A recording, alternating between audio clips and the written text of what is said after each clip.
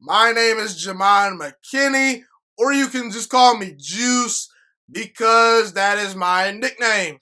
I believe Tom Brady and the Tampa Bay Buccaneers are going to win the NFC South once again. I believe the Tampa Bay Buccaneers are going to win 12 games this year. In my preview and prediction video for the Tampa Bay Buccaneers, in which I dropped roughly a month ago, I had them with a 12-4 record for the 2020-21 NFL season. And yeah, I believe in Tampa Bay, and I believe they're going to win the division this upcoming season over the New Orleans Saints. I don't think the Saints are better than the Buccaneers this season. First of all, Tom Brady, at this point in his career, is still a better quarterback than Drew Brees. Stop throwing stats at me, okay? Watch the games. Tom Brady can actually still throw the football down the field. The Saints, they don't throw the football down the field anymore, okay?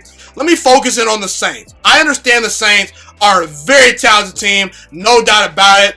But I will say, we don't quite know what Tom Brady and Tampa Bay are going to bring to the table this year. We think we know. We can project what we want to know. But in reality, we don't quite know what Bruce Arians and Tom Brady have up their sleeve. But I will say, I think that that's actually a good thing. Because people don't know what Tampa Bay is going to be our offense this year. We don't know what type of offense Tom Brady and Bruce Arians are going to run. There's a surprise element to what the Buccaneers are going to bring to the table this year. We know what the Saints are. We know what the Saints are.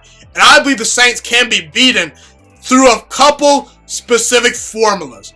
I believe if you run the ball and keep Drew Brees and the Saints offense off the field, you have a chance to beat them. And we saw it in the playoffs the last couple years. The Vikings and the Rams, they ran the football and kept Drew Brees off the field at times, okay? We've seen in the past, if you give your quarterback protection versus that Saints defensive front, you can expose that secondary. Very similar to how Jared Goff, Nick Foles, and Kirk Cousins have done in the playoffs the last couple of seasons, okay? We've seen the Saints secondary fold under pressure.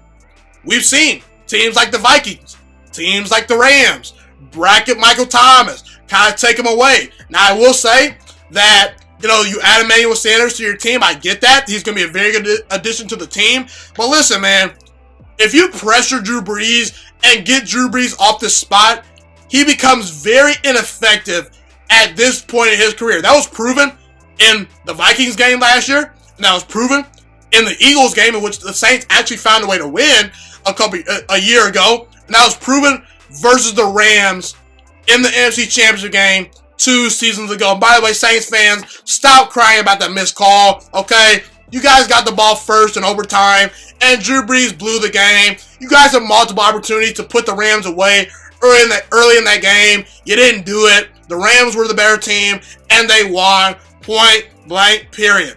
And listen, Drew Brees is also on a pitch count. I know this personally because I've been told by someone that actually knows people in the Saints building. I'm not going to say who it is, but I'm just going to let y'all have that little gem right there. People in the Saints building, including Sean Payton, including that front office, know that Drew Brees has limitations, especially late in the season. Folks, there's a reason why the Saints are paying Taysom Hill $10.5 million per year. They know Taysom Hill needs to be on this team because they need a new dynamic at quarterback at times because Drew Brees is honestly not as good as he once was, okay? They need that other guy at quarterback to take the pressure off of Drew Brees and run some read options and become a wide receiver for this team and throw some deep balls. Taysom Hill honestly looked better than Drew Brees in that playoff game versus the Vikings, okay? And we've seen a trend over the past couple of seasons. When Drew Brees gets late into the season, he tends to fall off a little bit, okay? We've just seen it, okay? In 2018, Drew Brees started 15 games. He rested the final game, because, the Saints clinched everything. They were resting him. That's fine. But in those 15 games, Drew Brees was great for the first 10 to 11 weeks of the season. In weeks 12 through 15 in 2018, that was the last time Drew Brees played virtually a full season. He, in week 12 through 15, threw 3 touchdowns to 3 interceptions and had an 83.7 passer rating on average. Now, Drew Brees last season had statistics that were through the roof. He had a very good season, but keep in mind, that might have been a blessing in disguise because Drew Brees missed 5 games last year due to injury. So he didn't play a full 16-game season. He didn't have to play all 16 games and have the wear and tear of a full NFL season like he did in 2018. The last time we saw Drew Brees play virtually a full 16-game season almost, he fell off at the end of the year and became an average quarterback. We saw that with our own eyes. And also keep this in mind. Look at the Tampa Bay Buccaneers last couple of games compared to the Saints last couple of games. In the final 6 games of the Saints 2020 NFL season, look at their opponents. They're going to have to travel to Denver. They're going to have to play at Atlanta. They're going to have to play at Philadelphia. They're going to have to play Kansas City, the defending Super Bowl champions. They're going to have to play the Minnesota Vikings, who have given them fits over the past couple years. And then at Carolina, a division foe that knows them well. I'm sorry, but I don't think Drew Brees late in the season can be trusted playing on the road versus that Denver defensive front. I don't know if Drew Brees can be trusted to put up a bunch of points versus Matty Ice and the Falcons late in the season on the road. Can we trust him to win a shootout with Carson Wentz late in the season? I don't think so. Can we trust him to win a shootout with Patrick Mahomes late in the season? I don't think so. The Vikings have exposed Drew Brees the last couple of years, and at Carolina, that's a divisional game that could give them problems as Carolina might be trying to spoil someone's season at the end of the year. Meanwhile, Tampa Bay, their final 6 weeks of the season, guess what they have? Kansas City, bye week, which is very key for a old aging quarterback, getting a bye week in week 13. Vikings at home, at Falcons, at Lions, and then Falcons once again. And you may think to yourself, well, they have to travel on the road twice. Yeah, guess what? They travel on the road in a dome. That's very key for an older quarterback in Tom Brady, as I don't think Tom Brady late in the season wants to smoke, in cold weather, or going to Denver late in the season, going to Philly late in the season.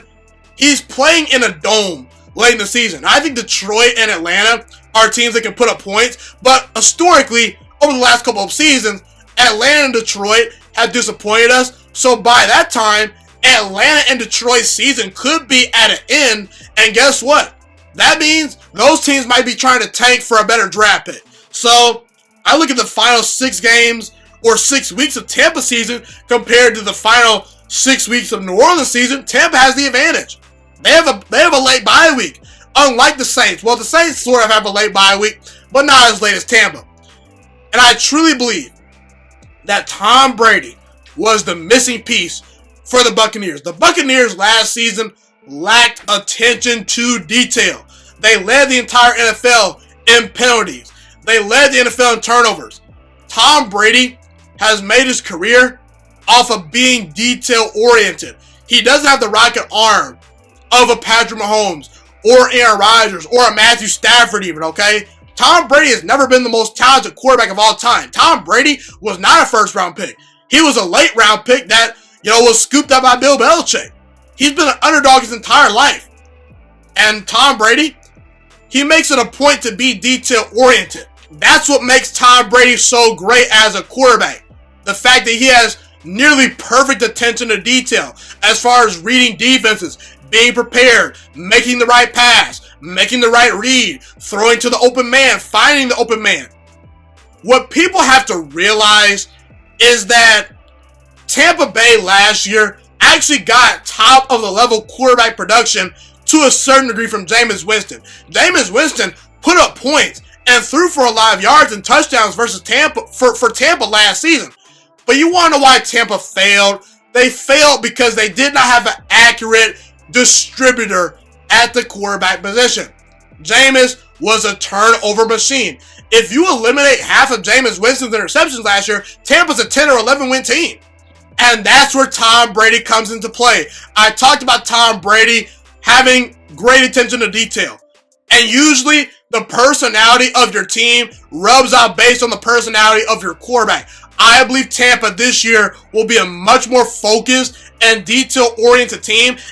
If Tampa becomes a team that pays great attention to detail, they're talented enough to just win games just off of sheer talent, okay? They don't need to be super efficient to win a bunch of games. We saw that last year. They won 7 games, turning the football over 41 times. They just need to cut some of those turnovers in half, and they're ready to roll. And Tom Brady is going to elevate your offensive line by sliding protections, by getting into the right plays, by showing off his football IQ at the line of scrimmage. He's excellent at the line of scrimmage. He gets the ball out of his hands very quickly. We look at the quick release. We look at Tom Brady scanning the field, finding the right matchup, making the right play, being accurate, being still a very solid deep ball thrower despite casual NFL fans denying that. Tom Brady is very accurate. He throws the ball with touch very well, and he still has a strong enough arm to push the football down the field, and Tom Brady is a great leader. Last year, Tampa had the 4th highest scoring offense as far as points per game, okay? Mike Evans, top 5 wide receiver in all of football. Chris Godwin had over 1,000 yards this past year. He's ready to break out once again. Tyler Johnson, a very good player out of Minnesota that had 13 touchdowns this past season. He was a steal. And before you say, well, rookie wide receivers aren't going to contribute this year, well, how about I interest you in DK Metcalf, in Terry McLaurin, in A.J. Brown, in Deebo Samuel. Very good wide receivers last year that were, guess what? Rookie wide receivers. Don't rule out the fact that Tyler Johnson could contribute this season. Don't just rule him out because he's a rookie. We saw a ton of rookie wide receivers come in last year and contribute. You got Ronald Jones at running back. LaShawn McCoy, when last seen, averaged 4.6 yards per carry. He's a very good veteran running back. Keyshawn Vaughn at Vanderbilt was an underrated player in the draft. The Buccaneers have a solid offensive line. They bolster up the offensive line by adding Tristan Wirfs. And according to Pro Football Focus, Tampa Bay has the 13th best offensive line in all of football. And like I said, Tom Brady is going to elevate the offensive line. Jameis Winston held on to the football way too long last year. That will no longer be the case in Tampa this year. But also, don't sleep on the Buccaneers defense. This defense is a real top of the level unit in my opinion, and I believe they have a chance to be a top 10 defense this year. Vita Vea, Ndamukong Suh are as good as they get at defensive tackle. Devin White and Levante David at inside linebacker, that's as good as it gets. Shaq Barrett had 19.5 sacks last year. He's joined by JPP on the other side. Jamel Dean, Bunting, Winfield, who they drafted this year. Carlton Davis. These are young guys that are hungry and have a lot to prove. While Tampa doesn't have a shutdown corner, they have about 4 to 5 really good defensive backs. And by week 8 of the season, if you look at the stats, these guys were playing very well. Tampa kind of finally figured out their rotation, and Todd Bowles really started to work his magic as defensive coordinator. I think Tampa is going to be a 12-win team this year. I don't understand the pushback. I don't understand why people can't realize the overall talent on Tampa's roster.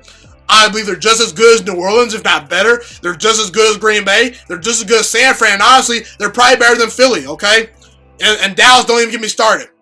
So I believe this is the year of the Tampa Bay Buccaneers. And keep in mind, Tom Brady is motivated this year.